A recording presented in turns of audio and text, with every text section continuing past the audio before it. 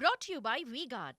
હવે વાત કરીએ રાજકોટની તો ગોંડલ શહેર અને ગ્રામ્ય વિસ્તારમાં ધોધમાર વરસાદ વરસ્યો છે અને 1 કલાકમાં 2.5 ઇંચ ધોધમાર વરસાદ વરસ્યો છે। ભારે વરસાદથી શહેરના માર્ગો પર પાણી ફરી વળ્યા છે અને ઉમવાડા અંડરબ્રિજમાં પાણી ભરાયા છે અને વધુ પાણી ભરાતા એક સ્કૂલ બસ ત્યાં ફસાઈ છે।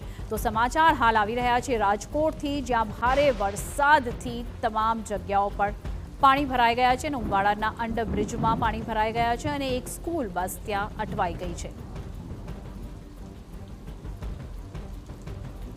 તો મેઘરાજાની મહેરબાનીની હજી તો શરૂઆત જ થઈ છે અને ત્યાં તમામ અલગ અલગ વિસ્તારોમાં આવા દ્રશ્યો સર્જાયા છે અને આ છે રાજકોટના દ્રશ્યો, જ્યાં એક સ્કૂલ બસ ફસાઈ ગઈ છે અને ભારે વરસાદને લીધે તમામ જગ્યાઓ પર જે છે તે પાણી ભરાઈ ગયા છે। ઉમવાડા અંડરબ્રિજમાં એક સ્કૂલ બસ ફસાવાના દ્રશ્યો અહીં સામે આવી રહ્યા છે અને અંડરબ્રિજમાં આ સ્કૂલ બસ ફસાઈ ગઈ છે અને ખાસ કરીને જે નીચાણવાળા વિસ્તારો હોય છે શહેરના, તે તમામ જગ્યાઓ પર આ જ રીતની સ્થિતિ દર વરસાદમાં જોવા મળતી હોય છે અને ખાસ કરીને આપણે જણાવી દઈએ કે 1 કલાકમાં 2.5 ઇંચ જેટલો વરસાદ વરસી ચૂક્યો છે અને ભારે વરસાદથી તમામ વિસ્તારોમાં પાણી ભરાઈ ગયા છે।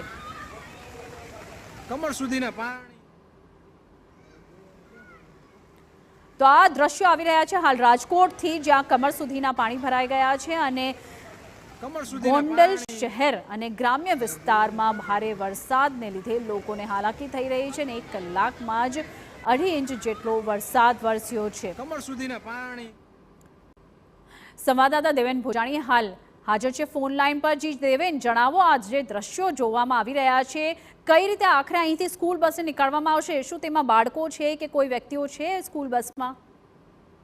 જો ચોક્કસપણે નીરુ વાત કરીએ તો લાંબા સમય બાદ ગોંડલમાં મેઘરાજાની પધરામણી થઈ છે, ત્યારે આજે બપોરે 4 વાગ્યાની આસપાસ વરસાદ શરૂ થયો હતો। એકાએક 1 કલાકમાં 2.5 ઇંચ જેવો વરસાદ પડ્યો હતો, જેના કારણે ગોંડલનો જે અંડરબ્રિજ છે, ઉમવાડા અંડરબ્રિજ, તેની નીચે એક સ્કૂલ બસ ફસાઈ હતી।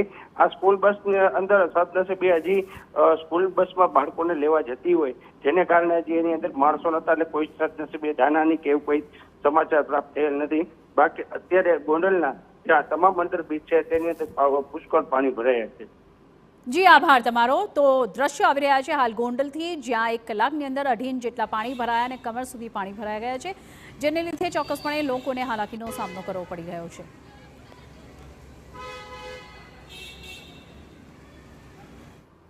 Brought to you by V-Guard.